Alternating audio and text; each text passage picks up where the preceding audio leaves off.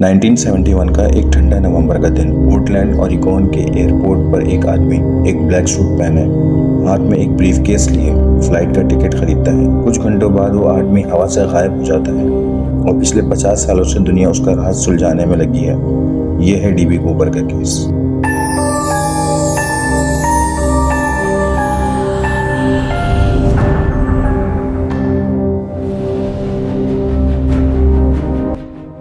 नवंबर 1971 thanks giving से एक दिन पहले north west Orient airline flight 305 Portland से सियाटल के लिए तैयार एक मिडिल एज आदमी जिसकी एज तकरीबन 40 इयर्स थी नाम लिखवाता है डैन कूपर, जो मीडिया की गलती से डीबी कूपर बन जाता है। Dark suit, black tie, sunglasses और एक क्लेम कॉन्फिडेंट जैसे कोई बिजनेसमैन।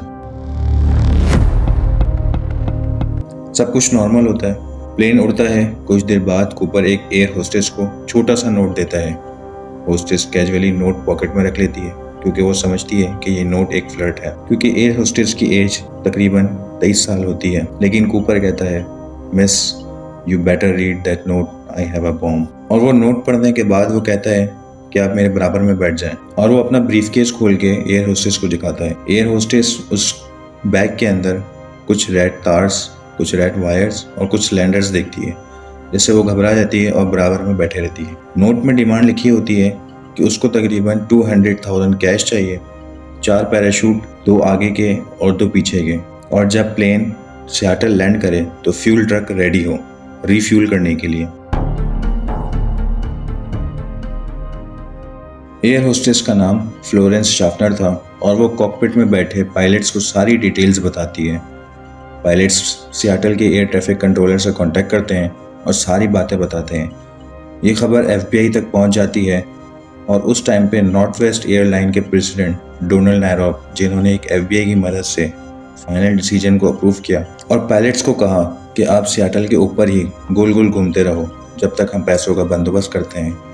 पायलट्स ने ऐसा ही किया और ये फ्लाइट जो आधे घंटे की थी 3 घंटे में बदल गई और पैसेंजर्स को बताया गया कि हम एक टेक्निकल डिफिकल्टी से गुजर रहे हैं। फिर वो वक्त आता है जब पैसों का भी बंदोबस्त हो जाता है और पैराशूट्स का भी बंदोबस्त हो जाता है। तो पायलट को ऑर्डर दिया जाता है कि आप प्लेन को सियाटल में लैंड कर दें।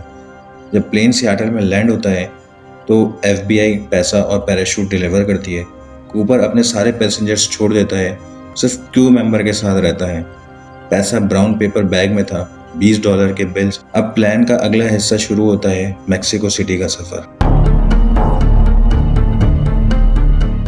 कूपर के प्लान के मुताबिक प्लेन को दोबारा से टेक ऑफ किया जाता है और कूपर ऑर्डर देता है कि ये प्लेन को वाशिंगटन स्टेट में ले जाए। रात का वक्त, तेज हवा और बारिश, somewhere over Washington state. Cooper rail state खोलने का ऑर्डर देता है। 8:13 पर कॉकपिट में से सडन प्रेशर पंप फील होता है और डीबी कूपर हवा में चला जाता है। पैसा और पैराशूट बांधकर अंधेरे में गायब। प्लेन रेनो नेवाडा लैंड होता है, लेकिन कूपर का कोई पता नहीं। एफबीआई ने सर्च किया, फॉरेस्ट, रिवर, माउंटेन सब छान मारा, लेकिन कूपर का कोई पता नहीं चला। फिर 1980 में एक लड़के को कोलंबिया रिवर के किनारे $5,800 मिलते हैं, जो कि कूपर के ही नोट्स थे। अभी कैसे कंफर्म होता है कि ये कूपर के नोट्स हैं? क्योंकि जब एफबीआई ने वो बैग जमा किया था, यानी वो पैसे जब जमा किए थे, तो उसके नंबर्स को नोट कर लिया था। तो वो नंबर्स और ये $5,800 मैच कर गए थे, जिसकी वजह से ये पता लगाया जा सका कि ये कूपर के ही पैसे थे जो उसको दिए गए थे। फिर इसके बाद कई सारी थ्योरीज बनती हैं।